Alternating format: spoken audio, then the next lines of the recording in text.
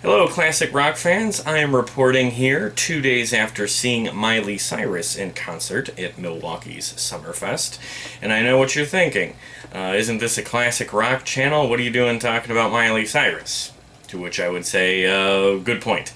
I was never a fan of Miley Cyrus, up until last year, that is. I, of course, was very aware of all her pop music when I was coming up through college, but none of it ever did much for me. So I never paid much attention to her career.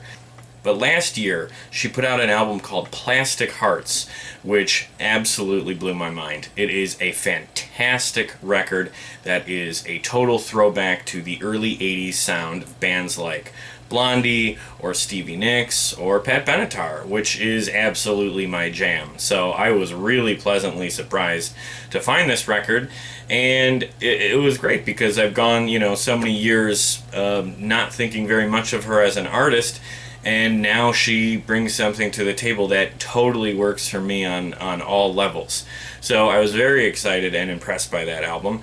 Actually, a similar thing happened to me this year with John Mayer, who put out an album called Sob Rock. I never thought I would like a John Mayer song, and yet here he is in 2021 making an album that sounds much like Eric Clapton or maybe Steve Winwood of the late 80s. But anyway, I'm here to talk about Miley Cyrus since I recently saw her in concert.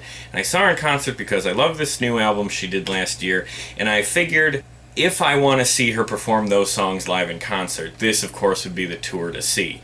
And she's touring a bit unconventionally this year. She's only doing festival dates. So luckily, Milwaukee has Summerfest, and she made an appearance at the newly christened and newly redesigned American Family Insurance Amphitheater. And I must say, I was not disappointed.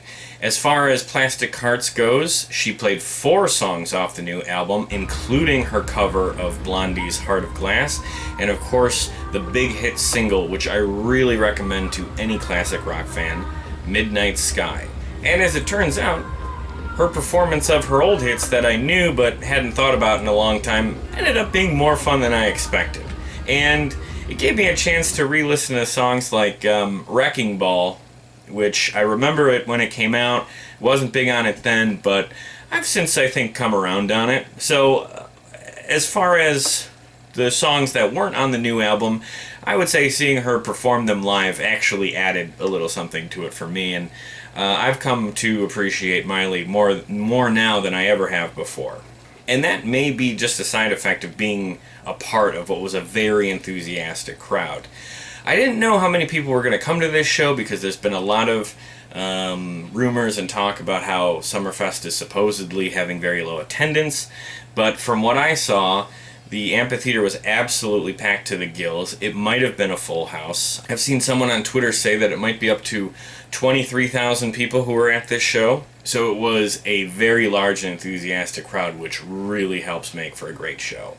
Apparently, Miley's original opener dropped out very last minute, so even more last minute, they managed to get Wiz Khalifa to make an appearance as the new opening act, and he was surprisingly good.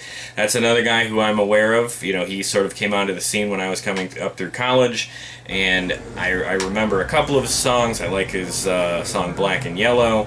But I didn't think I knew too many of them. But as we were watching him perform, I realized, I know quite a few of these, and actually, I like them too. It was, again, very strong, positive reaction from the crowd. I have to believe there's a lot of crossover between Miley fans and Wiz Khalifa fans, just because they're that same generation of pop stars that came up in the early 2010s. Wiz Khalifa didn't play for very long, but I wouldn't say that was a negative. I'm guessing that's just what happens when you have to kind of scramble to get someone last minute. There's not a lot of time to put a show together. But the most of the fans were in their seats when he was playing, and there was a very positive reaction to him. Now, going back to Miley, I would say my only complaints about her show would be incredibly minor. And the first would be the merch selection was terrible. Now, I wasn't really expecting to find any merch that I would buy, but I was expecting to see a large variety of it, and there was almost nothing. There was like 3 shirts. Now, again, this is just rumors that I saw on Twitter, but supposedly Miley's people had sent a bunch of stuff to be sold as merchandise, but it was all very risque, and I guess Summerfest supposedly wouldn't let that material be sold because it was a little R-rated. I don't know if there's any truth to that. If you go to her website, you absolutely can find R-rated merchandise.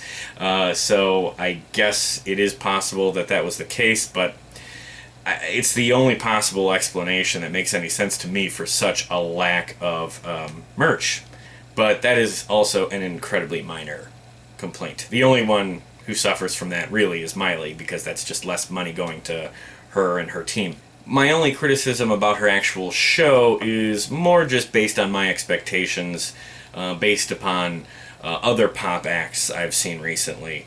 In the last 10 years, I've seen Pitbull, Katy Perry, the Chainsmokers, and Jennifer Lopez. Now, you can all stop laughing, but part of the appeal of seeing shows like those is that it's not just the music, that it's a big stage production with big stage props and dancers and costume changes and pyro and light shows and just all the bells and whistles. And 3 out of the 4 of those shows I mentioned absolutely did that to the max. Pitbull was the only one who really didn't do much of that, but I think that was more of a limitation of the venue I saw him at. It wasn't, I think, his preference. Yeah, I think if you see him now, he does a lot more bells and whistles. So, I wouldn't say this is a very important part of the show, but it is definitely a fun part. And Miley is definitely a stadium act who has done those sort of big gaudy productions in the past, so I went in thinking that I'd see a little bit of that, but last night, or 2 nights ago I should say, that just wasn't the case. Like I said, no pyro, no costume changes, no backup dancers, no big stage props, no light show, just the music, which a lot of concert fans would say, well, good, that's what a concert should be, and if that's your preference, well, then I absolutely recommend going to see her, because she definitely really just relies on her songs, which, at the end of the day, not a bad way to go. So my complaint is very much with an asterisk.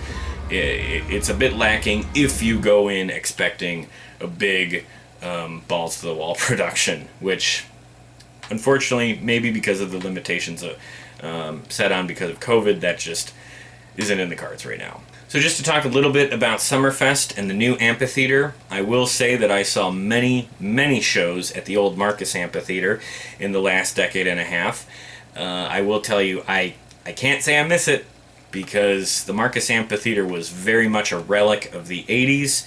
It definitely had sort of a nostalgic feel.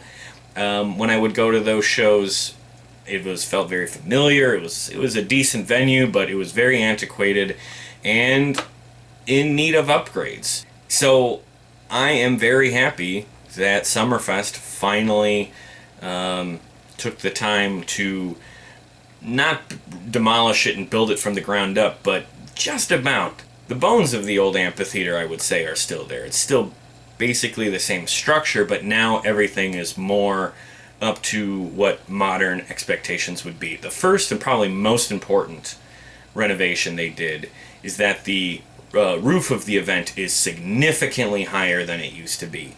That opens the venue up way more to the fans in the back of the venue, so they can see the stage a lot better. This was a problem I definitely had with the old Marcus Amphitheater. It's why I, after a couple of times seeing some shows on the grass in the far back section, I absolutely wanted to stop doing that after a time or two.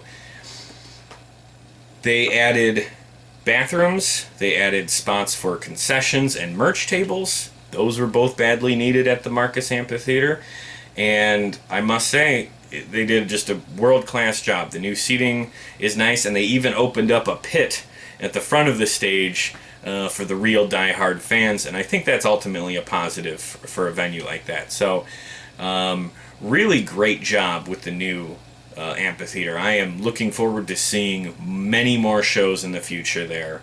I think that's going to be a great boon to Summerfest and really the Milwaukee concert experience at large. But I do have a complaint. And again, it's a very minor one. One thing that the old amphitheater had was sort of this wall of fame, where they had plaques with past amphitheater performers and their names. So, it would be like Huey Lewis, and it would be a picture of him and his name, as he was a past performer who did a show at the amphitheater. They've sort of done a modern version of this, and unfortunately I can't say I like what they've done. And now it's just a big wall of all these big famous names that have played the amphitheater. Now, it is cool to see the big collection of impressive artists. I mean, these are absolute A-listers who have played at the Marcus and now American Family Insurance Amphitheater over the years. But it's just their names. No dates, no years even, no pictures of them, nothing about their shows at all. Just names. Minimal. And while I love the idea of having a wall of fame to commemorate that history, leaving it so minimal honestly feels lacking. Feels like a missed opportunity.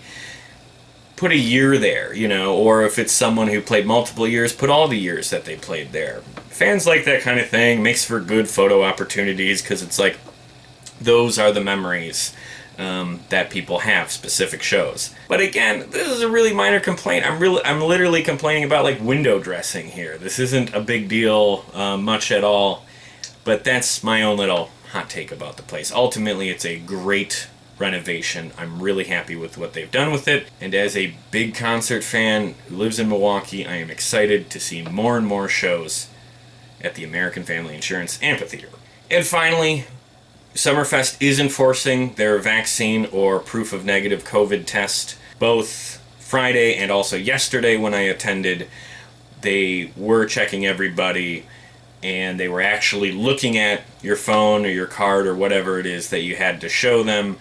And I gotta say, I'm happy about that, because that did make me feel a lot better about being in a gigantic crowd of potentially 23,000 people.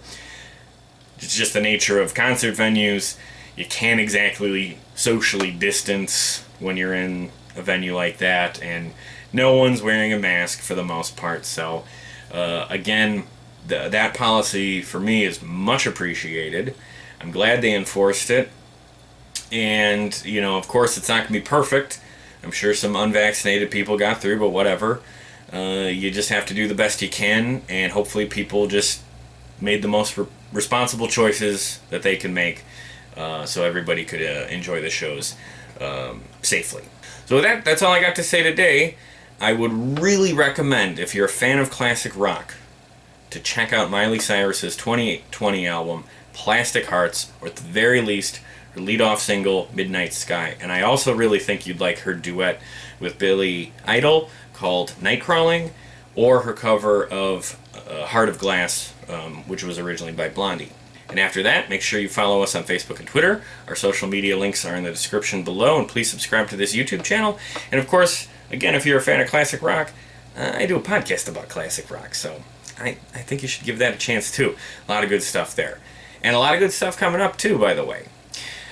Including my next concert review, which I'll be recording in about a minute here, and that will be on Guns N' Roses. So stay tuned for that. Thanks for watching. Keep rocking.